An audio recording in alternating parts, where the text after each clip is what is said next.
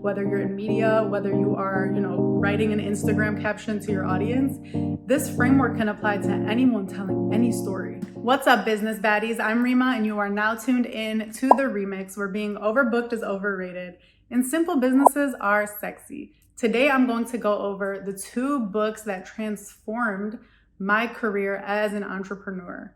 I love reading nonfiction. I don't know about you. I'm not much of a fiction person these days. And I think it's because as an entrepreneur, I'm always hungry for more knowledge and more resources that are going to help me level up in my business.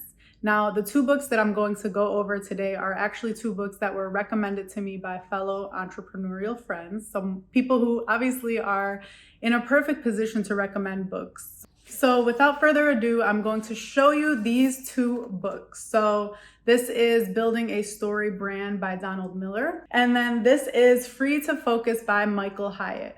I'm going to go over each book. They are very different from one another, but equally valuable in basically being game changers to me in my business. So this book was recommended to me by one of my closest friends, Ahmed Nasser. So shout out to Ahmed if he's watching this. He actually gave me this hard copy. It's one of the best gifts I've received because it took me a little while to actually finally pick it up and be like, let me see what this book is about. And I'm so happy that I did, because Donald Miller has this way of saying so much in so little, which is really my style. That's why I don't think I really like fiction these days, because I feel like it takes a really long time to get to the point. Or with this book, it's kind of like a workshop. Actually, both of these books read like a workshop. I feel like I'm learning so much chapter by chapter. And he goes through what's called the Story Brand Framework. And it is a framework that any storyteller, whether you're in film, whether you're in media, whether you are, writing an Instagram caption to your audience, this framework can apply to anyone telling any story. And it really helped me clarify how to tell my story to my audience and how to start talking about my business in a way that is not just about what I want to say, but is also written in a way that is keeping my audience in mind. So I'll link both of these books below, but definitely get this book and fill out the Story Brand Framework, because it will help you understand how to tell a story in a way that is magnetic to the right audience. I also want to plug a video that I did on something really similar. I get asked all the time about storytelling and just, telling your story in public speaking. And I recorded a video about that exact thing. So here it is. I'll drop it here and I'll also drop it below for you to check out, because I walk you through exactly how to tell your story, whether you're talking to someone in an interview or, writing a bio on your website. There is a framework that you can use to tell the most compelling version of your story, because we all have a very compelling story. It's just about extracting it. So I'll say I really highly recommend this book because you can apply it right away. You can literally go onto your website and start changing the copy to make sure that you're following this framework. When you're typing an Instagram caption, he gives you really easy to follow tools to make sure you are captivating your audience. And now to probably my favorite book of all time in life. This book got me all the way together. I read it during the beginning of 2021, and I was really looking to maximize my time. I'm a maximizer. I love efficiency. And this book provided me not only with the tools and frameworks, but even the mindset shifts to stop thinking small.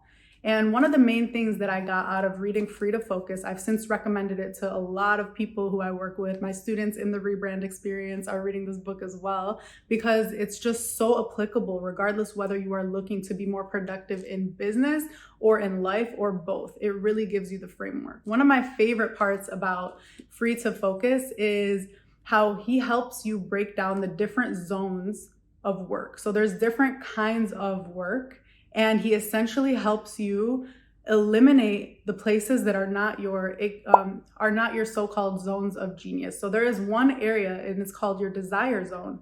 And that is the zone that you are not only passionate about, but you are also proficient in. So you're passionate about it and you're good at it. And he talks about how entrepreneurs should spend 90%, if not more, of their time operating in their desire zone, because that is the stuff that they are uniquely positioned to do. If you are an entrepreneur like me and you are really good at creating content, you are really creative, you create really magnetic content, you're really good at consulting with your clients. Those are the kinds of things that, and you're really passionate about those things, that would fall under your desire zone. So let's say you're creating content, but you're also editing your videos. You're also creating the emails behind the scenes to your clients. You're also doing a lot of the administrative work. And the last three things that I just named, of editing your videos, doing your administrative work, the back end emails, are not things that you are passionate or proficient about. The book helps you either automate or delegate those things. And that was the biggest game changer for me.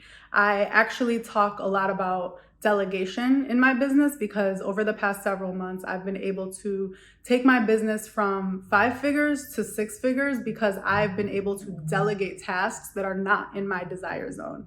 So check that out if you are someone who is looking to delegate more of your tasks that are not inside that so-called desire zone. One thing I'll say about delegation, we assume that it is very expensive or that we can't afford it. You will be surprised how affordable delegation can be. So definitely check that out if that's something you're considering, because I might be able to bust some myths in that area.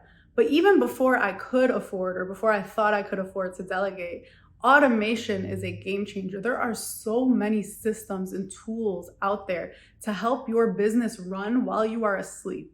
And this book really helped me start thinking outside of the box of like, okay, I don't actually have to manually send those emails. I can have those emails send out to somebody as soon as they purchase this, or as soon as this thing happens, it can trigger. And so I know you know what I'm talking about. If you're an entrepreneur, there's so many different automations, but I think more important than knowing the systems that are out there, this book challenged me to identify those areas in my business that I should not be doing on my own, or that I should not be doing manually, and either delegate or automate them. So I want to hear from you. Are there books that are game changers that you would add to this list? Are there books that you've read recently that have really transformed your business? Or maybe you're considering buying one of these 2 books. I will link them below, but I'd love to hear any questions or experiences that you've had with either building a story brand / storytelling in general, or books that have helped you really boost your productivity. So as always, thank you so much for watching, and tune in again next time.